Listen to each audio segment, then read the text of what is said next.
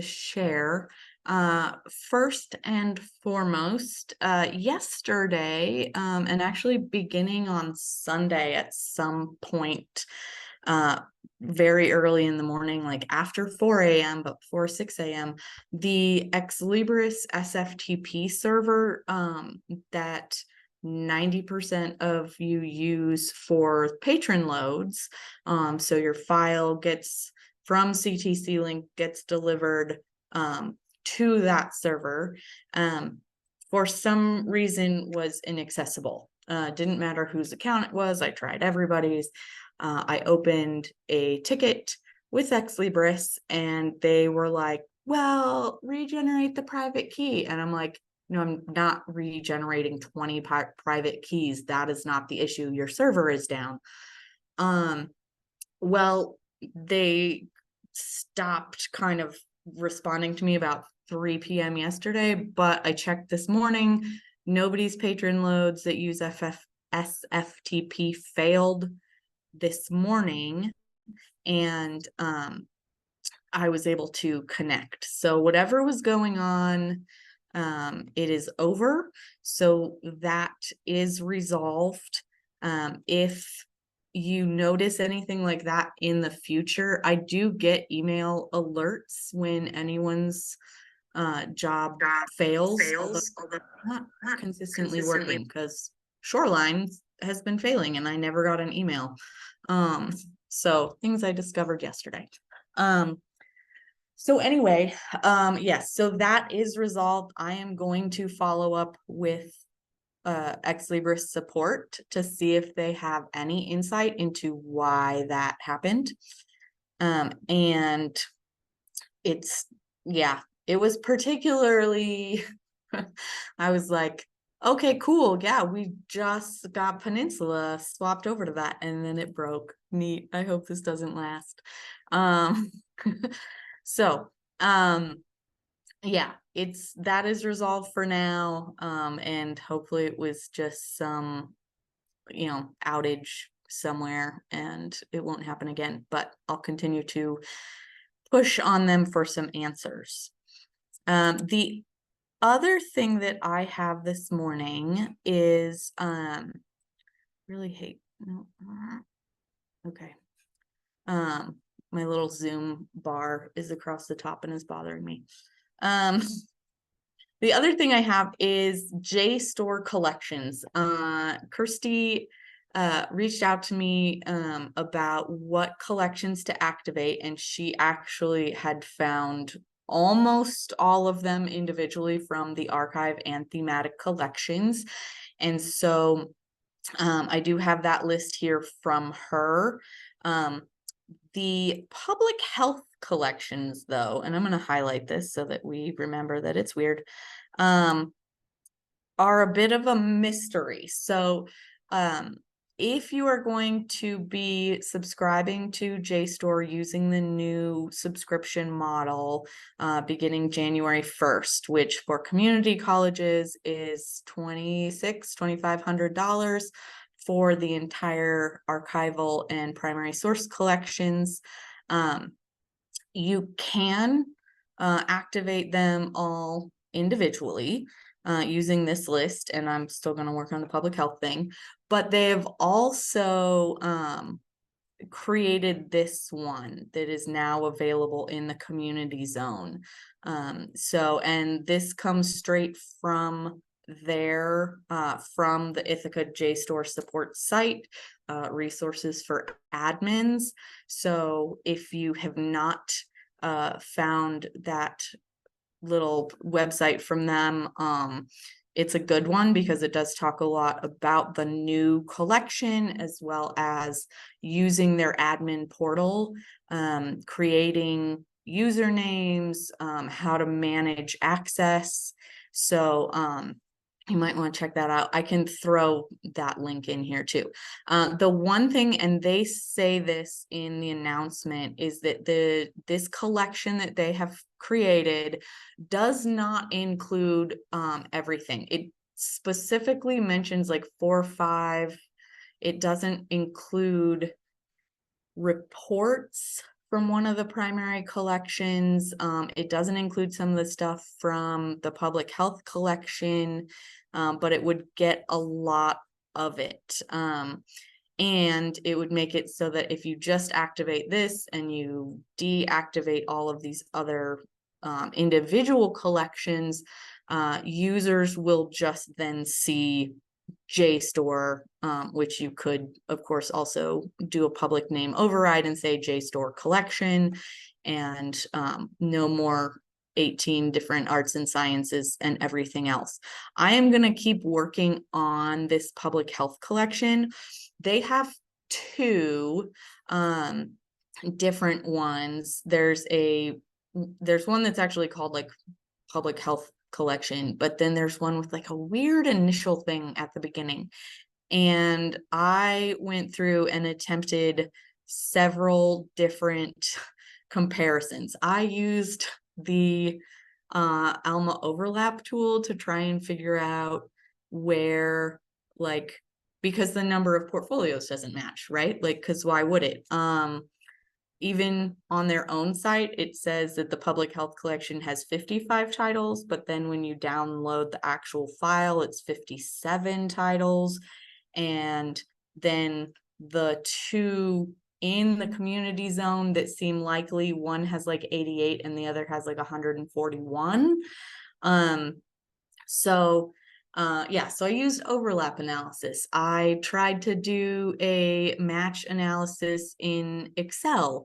My husband even downloaded like a fuzzy logic plugin for Excel and tried to help me out with that. And it ran for 4 hours and basically told me nothing, but we won't tell him that because fancy fuzzy logic plugin.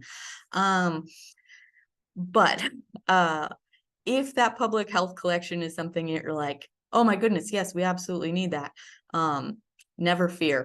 I will continue to work on figuring out how we can make sure all of that is included.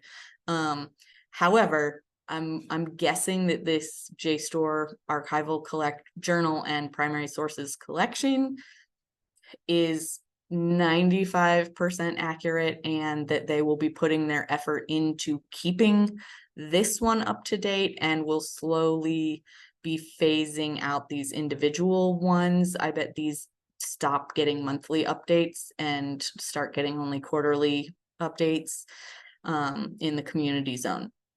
So that is kind of big, cool news. It's exciting that they finally have a community zone collection that covers what was made available during the pandemic, because I know for a while, I mean, because it just said it was created, well, it said it was created in 2019, but I don't really believe that, because I know I looked for it in 2020 to figure out what to activate and it wasn't there.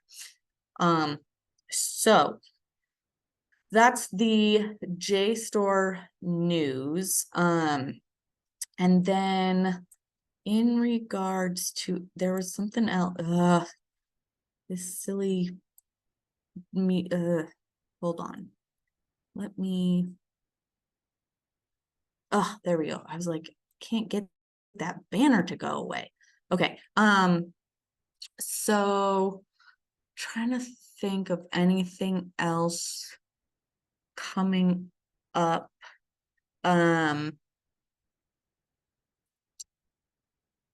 The other big news, and if you are not on the Washington State Database licensing listserv, I'm going to go ahead and put this in the notes actually, is Will Stuavinga is retiring.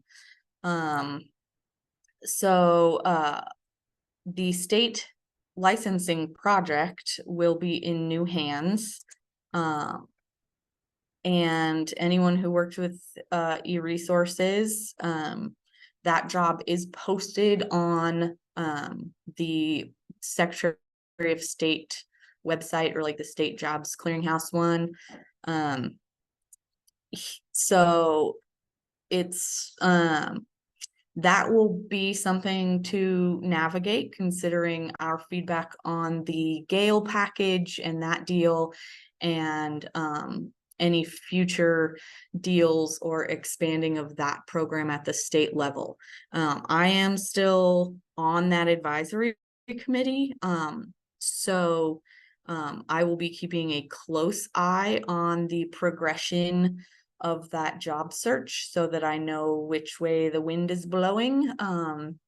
Because I'm hoping that we can have a much closer relationship with that, and have more feedback and impact. And speaking of impact and feedback, I also had a conversation last week with an Eastern Washington University librarian who mentioned to me that the Oregon community colleges, who are all part of the Summit resource sharing group, often feel frustrated and marginalized because of all the big guys in that resource sharing, the career thing. And she was like, it would just be so cool if the Lacticlick schools could get in on that. And I was like, you're telling me. And it's it's been on my radar to obviously up our community college's access to physical resource sharing, because you guys don't have book budgets and need to be able to share stuff, but paying for courier on your own is not really feasible. But if we really think about it, Summit is delivering in close proximity to many of our institutions. And if we were to bring in several schools at once, and be able to negotiate delivery and pickup schedules, things like that, it might be the time to start those conversations.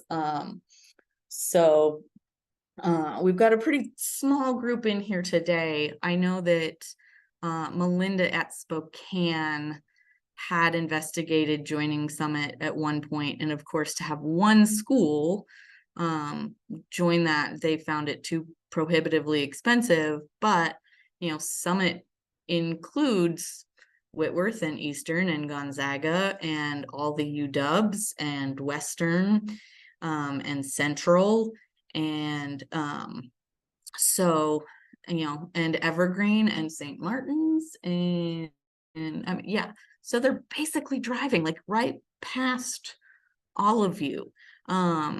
And I think bringing in the collections of so many schools, we could somehow negotiate for Peninsula and Olympic and Grays Harbor and Moses Lake, and Yakima, and then share that cost, and maybe even have it subsidized by the state. So one more little thing, because the nugget of conversation was put in my brain. And so I might also reach out to some of my Oregon Community College contacts, to see how they have felt about Summit service, and what they're paying and how they have negotiated membership in that group. So just another little thing on the radar. I'm going to finish these notes before I forget. Okay. I posted.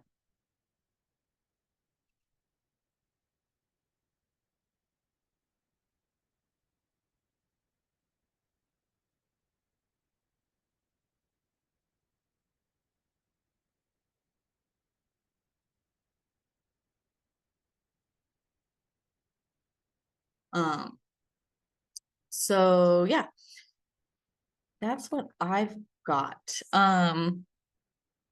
is there anything that anyone would like to bring up that you are concerned about moving into fall quarter, something you need to get working or fixed or set up that we can help you with today?